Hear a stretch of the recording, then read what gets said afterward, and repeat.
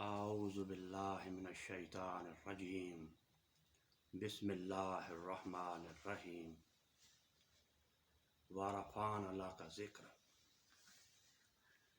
عزیزان گرامی قدر، حافظ صاحب ابن حجر العسقلانی رحمہ اللہ صاحب فتح الباری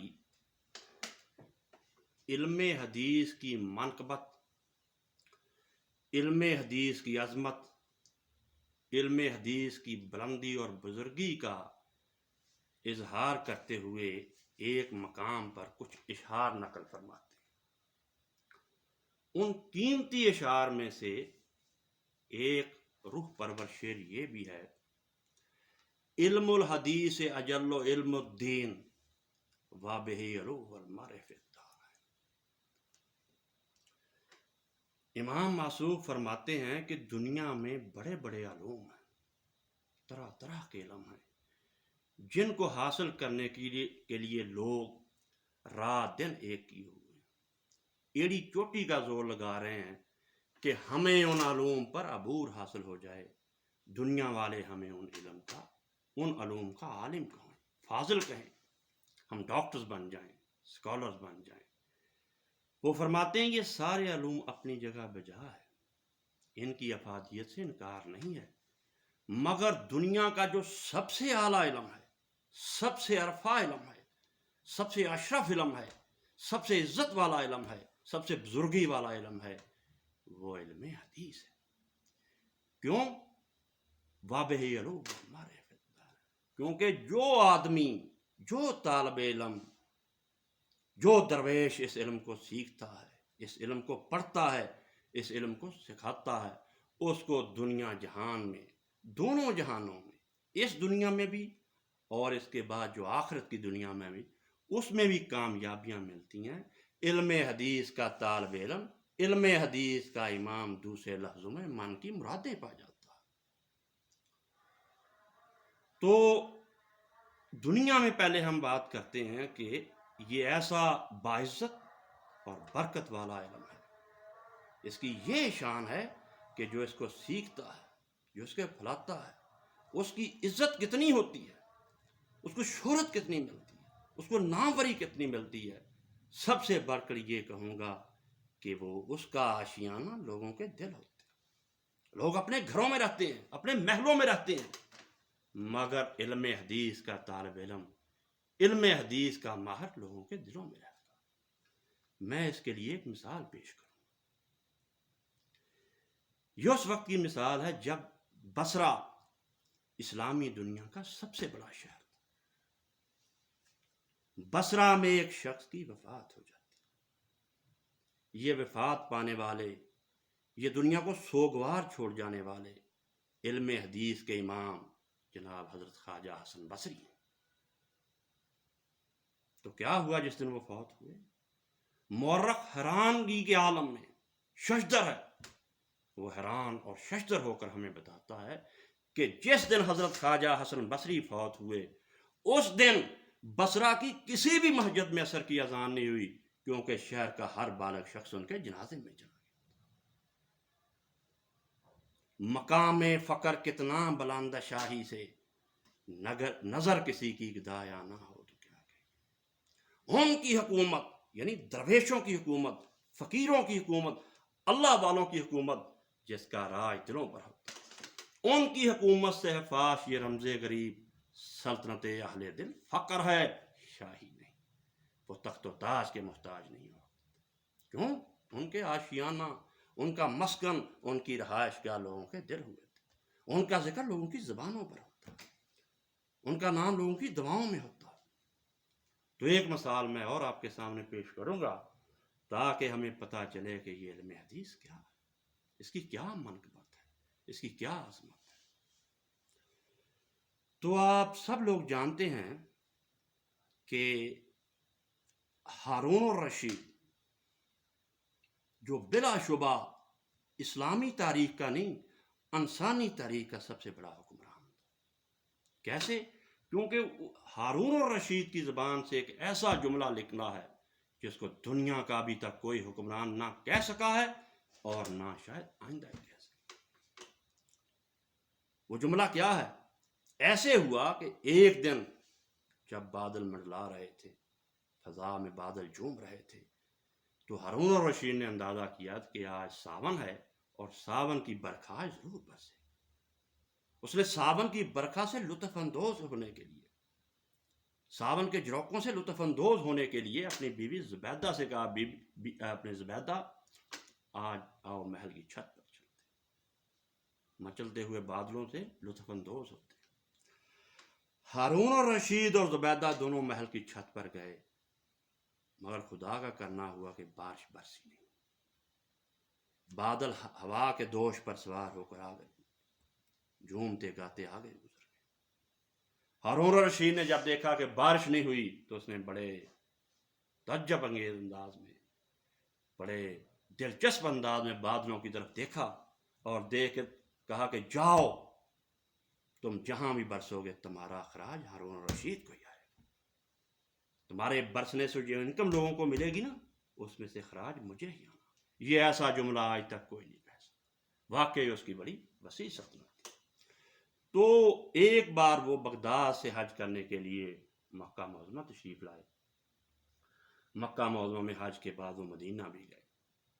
جب مدینہ گئے تو بنفس نفیس سر جھکائے، سوالی بن کر، فقیر بن کر حضرت امام مالک امام دار الحجرت کے دروازے پر بھی گئے، اور امام صاحب سے بادب ہو کر، مؤدب ہو کر فرمایا کہ آپ میری درخواست کو قبول کیجئے، آپ یہاں درس حدیث دیتے ہیں، میری درخواست یہ ہے، میں یہ چاہتا ہوں کہ آپ بغداد آ جائیے۔ آپ جانتے ہیں بغداد میں چشمے ہیں، دریا ہیں، دریاؤں میں روانی ہے، باغات ہے، سبزہ ہے، بہت دلکش موسم ہے، ہر طرف نظارے ہی نظارے ہیں۔ مدینہ شریف کو آپ چھوڑیے، آپ وہاں تشریف لے آئیے، آپ کے لیے ایک عالی شان مسند کا اہتمام کیا جائے گا، آپ وہاں بیٹھ کر درس حدیث دیجیے، موطا کا درس آپ وہاں دیجیے۔ تو امام مالک امام دار الحجرت رحمۃ اللہ علیہ اور ہارون الرشید کے درمیان جو گفتگو ہوئی، اس کو علامہ ڈاکٹر اقبال نے شعروں میں ڈال دیا۔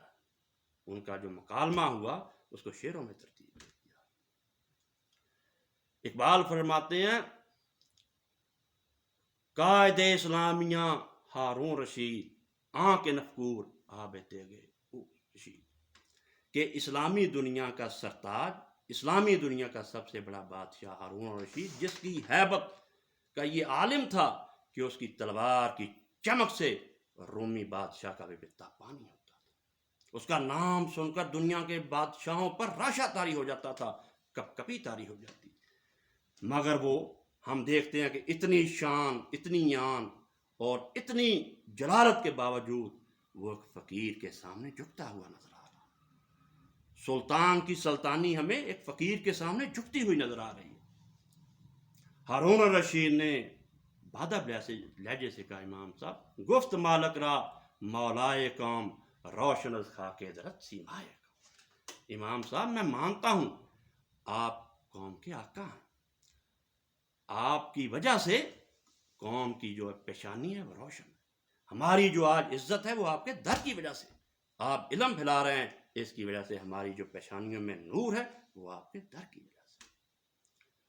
تو اقبال نے تو بڑے سادہ سے انداز میں بات کی نا، مگر خواجہ شیراز نے اس کو بڑے ہی ادبی انداز میں بیان کیا۔ وہ فرماتے ہیں، روشن از پر تو رویت نظر نیست کے نیست، منت خاک بر بسر نیست کے نیست، کہ کوئی ایسی آنکھ نہیں ہے جو تیری خاک کی وجہ سے روشن نہیں ہے، کوئی ایسی آنکھ نہیں ہے جو تیری خاک کی وجہ سے روشن، ہر آنکھ کو روشنی کے لیے تیری خاک سے روشنی لینی پڑتی ہے۔ تو ہارون الرشید کی بات سن کر امام مالک رحمۃ اللہ علیہ نے فرمایا کہ ہارون تم ٹھیک کہتے ہو، گفت مالک مستفارا چاکرم نیست جو سدائے وہ اندر سے۔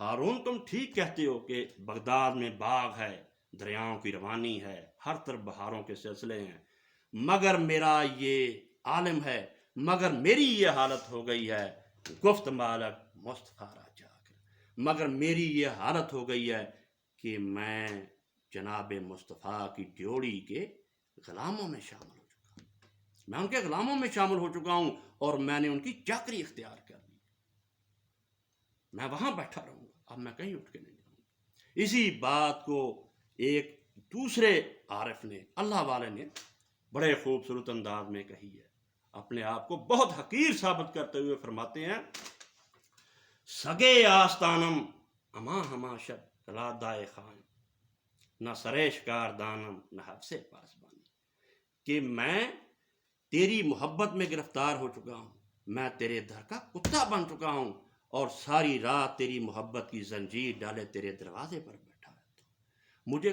کسی چیز کی اب حوث نہیں ہے، مجھے کسی چیز کی خواہش نہیں ہے، نہ کھانے کی، نہ پینے کی، اور نہ کسی دولت مند کی چاکری کی۔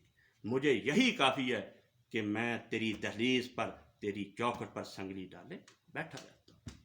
خوش زمزمائے خوشائے تنہائی خیشم، از خروش گلو بلبم خبرم نیز، میری دنیا میرے دل کے اندر، جو تنہائیوں میں بھی وہاں شور ہے، وہاں ہنگامہ ہے، ایک محفل رہتی ہے۔ باغوں کی مجھے کوئی پرواہ نہیں ہے کہ باغوں میں پھول کیا کہہ رہے ہیں اور بلبل کے گیت کیا رہے ہیں، میں اپنی دنیا میں خوش ہوں، اور میں یہیں بیٹھا رہا ہوں۔ اس کو آسان لفظوں میں غالب نے بھی کہا ہے، جی میں ہے کہ در پہ کسی کے پڑے رہیں، سرزیر بار منت درباں کیے۔ تو امام مالک نے فرمایا کہ ہارون آپ ٹھیک کہتے ہیں کہ وہاں باغ ہیں، چشمے ہیں، اور میرے لیے مسند بچے گی، مگر گفت مالک مصطفیٰ را چاکر نیس سودائے اندر سر، میرے دل میں اب صرف عشق مصطفیٰ، میرا خیال، میری سوچ، میری ہر چیز جو ہے نا وہ عشق مصطفیٰ کے اوپر، میں نہیں جاؤں گا۔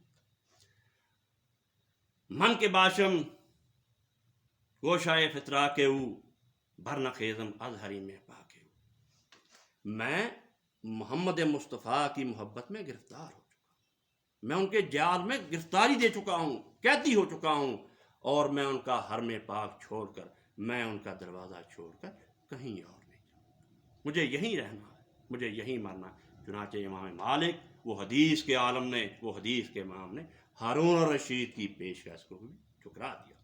ایک اور واقعہ سنیے کہ یہ لوگ کیسے لوگوں کے دلوں میں رہتے ہیں، کیسے لوگوں کے دلوں پر راج کرتے ہیں، اصل حکومت ان کی ہوتی ہے۔ یہی ہارون الرشید ہیں، جب ان کی والدہ نے دیکھا کہ دنیا دیوانہ وار بھاگ رہی ہے، بازار بند ہو رہے ہیں، گلیوں میں شور ہے، ہنگامہ ہے، تو انہوں نے پوچھا کہ ایک کارندے سے پوچھا کہ یہ شور کیسا، یہ ہنگامہ کیسا، یہ گرد و غبار کیوں اٹھ رہا ہے؟ اسے بتایا گیا کہ اس لیے یہ سارا شور ہے، یہ ہنگامہ ہے، یہ گرد و غبار ہے، یہ ولولہ ہے کہ آج حدیث کے عالم عبداللہ بن مبارک تشریف لا رہے ہیں شہر۔ اس نے پھر کہا ہاذا هو الملک، اصلی شہنشاہت، اصلی بادشاہ تو یہ ہے۔ ہارون تو ڈنڈے مار مار لوگوں سے احترام کرتا۔ تو ایک اور واقعہ سنیے کہ حضرت بشر حافی جو ایک فقیر تھے، جو ایک درویش تھے، جو اللہ والے تھے، جب وہ فوت ہو گئے تو فجر کی نماز کے بعد ان کا جنازہ ان کے گھر سے نکلا۔ مورخ لکھتے ہیں کہ عشاء کی نماز تک ان کا جنازہ ہی ہوتا، لوگ آتے رہے، حضرت بشر حافی کا جنازہ پڑھتے رہے ٹولیوں کی صورت میں۔ نہ تخت و تاج میں، نہ لشکر و سپاہ میں ہے جو بات مرد کلندر کی بارگاہ میں۔ یہ برکت ہے علم حدیث کی، یہ عنایت ہے رسول اللہ صلی اللہ علیہ وسلم سے محبت کرنے کی، یہ بلندی ملتی ہے حدیث کے ساتھ۔ تو آئیے، جو میں نے گزارش کی تھی شروع میں امام موصوف کے شعر پر کہ دنیا کے ساتھ ساتھ آخرت میں بھی نام لے، آخرت میں بھی ڈنکا بجتا، آخر میں فرشتے اسلامیہ پیش کرتے ہیں۔ تو اس کے لیے ایک مثال پیش کروں گا، کیونکہ اس سلسلے میں آج یہ میرا پہلا بیان ہے، 7-8 بیان اس کے پیچھے آئیں گے، یعنی علم حدیث کی عظمت و بزرگی۔ تو ایک واقعہ میں آپ کو سناؤں گا، یہ وہ واقعہ جسے حافظ صاحب ابن حجر نے فتح الباری کے مقدمہ میں لکھا۔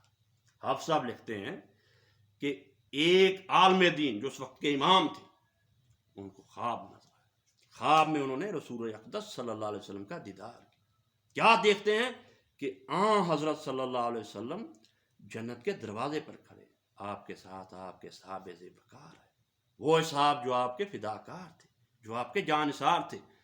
تو پوچھتے ہیں کہ میں نے ادب سے حضرت صلی اللہ علیہ وسلم سے پوچھا کہ یا رسول اللہ صلی اللہ علیہ وسلم، آپ جنت میں تشریف لے کے نہیں جا رہے، آپ دروازے پہ کیوں کھڑے ہیں؟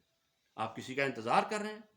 تو نبی رحمت صلی اللہ علیہ وسلم نے یہ بات سن کر فرمایا کہ ہاں، میں واقعی انتظار کر رہا ہوں، میں کسی کا انتظار کر رہا ہوں، میں انتظار کر رہا ہوں اپنے بیٹے محمد بن اسماعیل البخاری کا، میں ان کے ساتھ جنت میں جاؤں گا۔ اللہ اللہ، یہ شان ہے علم حدیث کی، یہ برکت ہے علم حدیث کی۔ تو میں اب گزارش کروں گا اپنے سننے والوں کو، اپنے بھائیوں کو، اپنے بچوں کو، کہ وہ یہ زندگی کا جو وقت جو انتہائی قلیل ہے، قلیل ہونے کی وجہ سے انتہائی قیمتی ہے، کہ اس کو ضائع نہ کیجیے۔ اپنے گھر میں جہاں اور شاپنگ کر کے لاتے ہیں نا آپ چیزیں، سارا جہان آپ کا دل کر رہا ہے سارا جہان سمیٹ کے اپنے گھر میں لے آئیں، اور بعض چیزیں آپ ایک بار استعمال کرنے کے بعد زندگی بھر دوسری چیزیں استعمال نہیں کرتی، صرف آپ کو اللہ کا غضب جو ہے وہ نصیب ہوگا۔ تو آج سے کتابوں میں خرید کر لائیے، حدیث کی کتابیں لائیے، بخاری لائیے، اور اپنے بچوں کے ساتھ خود بھی پڑھیے۔ انشاءاللہ تعالیٰ دیکھیں گے کہ چند دنوں بعد یہ دل کی دنیا بدل جائے، یہ آباد ہو جائے گی، خاموشیاں جو ہیں وہ ہنگاموں میں بدل جائیں گی، ہر طرف روشنی ہوگی، روح جو تر و تازہ ہو جائے گی، شاداب ہو جائے گی۔ اللہ ہمارا حامی و ناصر ہو۔ اللہم اغفر للمؤمنین والمؤمنات والمسلمین والمسلمات۔